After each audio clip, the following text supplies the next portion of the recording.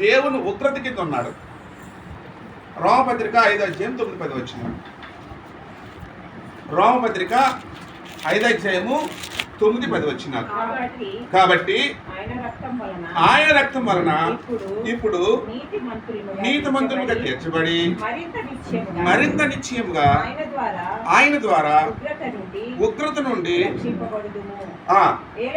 ఏలయనగా ఎవరికి? దేవునికి. ఎవరు? మనుషులు. ఎందుకు శత్రువయ్యాడు? ఎందుకు శత్రువయ్యాడు? దేవుడిచ్చిన స్వేచ్ఛను, దేవుడిచ్చిన పోలికను పోగొట్టుకున్నాడు. దేవుడిచ్చిన స్వేచ్ఛను, దేవుడిచ్చిన యొక్క పోలిక చేత తన యొక్క స్వభావాన్ని పోగొట్టుకున్నాడు. ఈ విషయంలో మనకేమనిపిస్తుంది అంటే అవును కదా అనిపిస్తుంటుంది. అంతే కదా అనిపిస్తుంది కదా, అలాగే ఉన్నారు కదా అనిపిస్తుంది కదా. నేను అలాగున్నానా, అలాగున్నామా అనుకుంటున్నామా? దేవుడు నాలోని యథార్థం ఉంచాడు. నేను ఆ యథార్థ యొక్క స్వభావాన్ని ఏం చేసుకున్నాను? నేను పోగొట్టుకున్నాను. అంటే నేను పోగొట్టుకున్నానంటే ఏం చేసి పోగొట్టుకున్నాను? దేన్ని దుర్వినియోగపరిచాను? ఆ స్వేచ్ఛను, దేవుడిచ్చిన స్వేచ్ఛను, ఆ స్వతంత్రాన్ని నేనే దాన్ని ఏం చేసుకున్నానంటే చేతులార పోగొట్టుకున్నాను.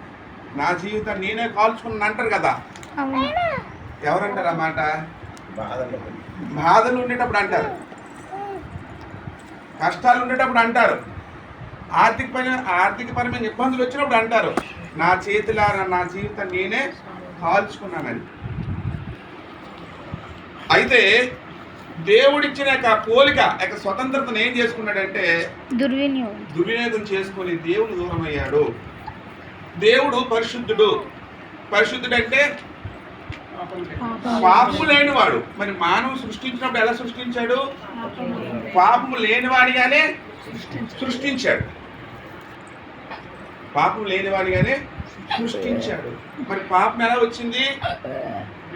ఈ మానవునికి పాపం ఎలా వచ్చింది? వివిధమైన తంత్రములు. ఒక మనుషుని ద్వారా పాపం ద్వారా మరణము ఈ లోకంలోనికి ఎలా ప్రవేశించినా అలాగే మనుషులు అందరూ పాపము చేసినందున అందరికీ మరణము సంప్రాప్తమాయను అన్నాడు. ఏం చేసి? మనుషులందరూ పాపము చేసినందున, పుట్టినందున కాదు.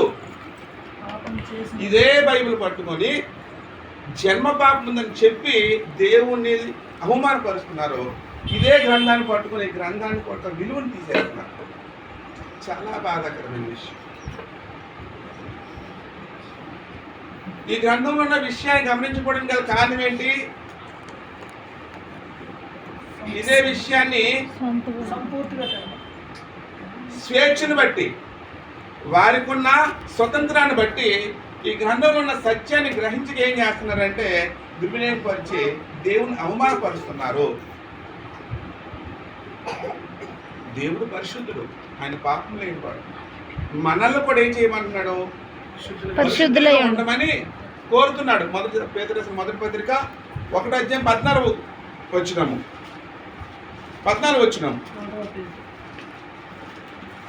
నేను పరిశుద్ధులై ఉన్నాను కనుక మీరును పరిశుద్ధులై ఉండుడని రాయబడి ఉన్నది.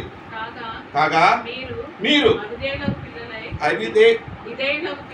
విధేయులై పిల్లలై అజ్ఞాన దశలో మీకుండిన ఆశలను అనుసరించి ప్రవర్తింపక మిమ్మల్ని పిలిచిన వాడు పరిశుద్ధుడై ఉన్న ప్రకారం మీరును సమస్త ప్రవర్తన యందు పరిశుద్ధులై ఉండుడని ఆయన కోరుకుంటున్నాడు.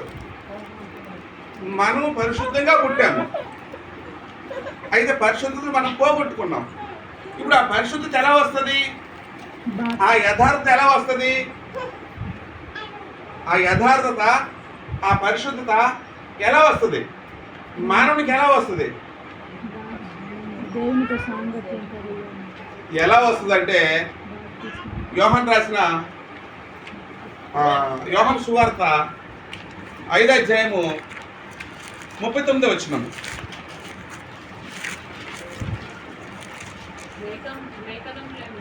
లేఖనముల యందు వాటిని పరిశోధించుచున్నారు. అంటే ఇప్పుడు లేఖనాలు ఏంటి ఏం కలిగి ఉండాలి? పరిశోధన. లేఖనాలు ఏంటి ఏం కలిగి ఉండాలమ్మా? అంటే లేఖనాలని నీవు అనుసరించినట్లయితే, లేఖనాలను బట్టి మనం నడుచుకున్నట్లయితే మనకేం కలుగుద్ది? నిత్యజయం కలుగుద్ది. యేసుక్రీస్తు రక్తంలో కడగబడిన వారికి కూడా ఏం కలుగుద్ది? నిత్యజయం కలుగుద్ది. అదే యోహాను రాసిన మొదటి పత్రిక 2వ అధ్యాయం 2వ వచనం. యేసు వెళ్ళి పత్రిక అమ్మా. ఆయన మన పాపములకు శాంతికరమై ఉన్నాడు. ఆయన మన పాపములకు శాంతికరమై ఉన్నాడు. మన పాపములకు మాత్రమే కాదు కానీ సర్వలోకమునకు ఆయన శాంతికరమై ఉన్నాడు. అదే రోమపత్రిక 3:17 ఏమంటాడంటే, శాంతి మార్గము వారు ఎరుగురు, మీరు ఎరుగురు అని చెప్పేసి.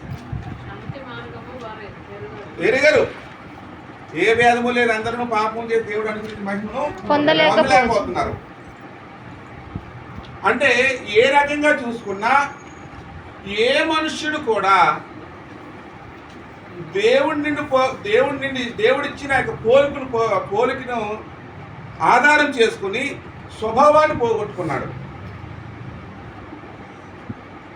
ఏ రకంగా చూసుకున్నా సరే దేవుడిచ్చిన పోలికను ఆధారం చేసుకుని ఆ స్వతంత్రాన్ని దుర్యోగం చేసుకుని దేవుడి ద్వారా వచ్చిన యథార్థతను పరిశుద్ధతను పోగొట్టుకున్నాడు. వివిధమైన తంత్రములను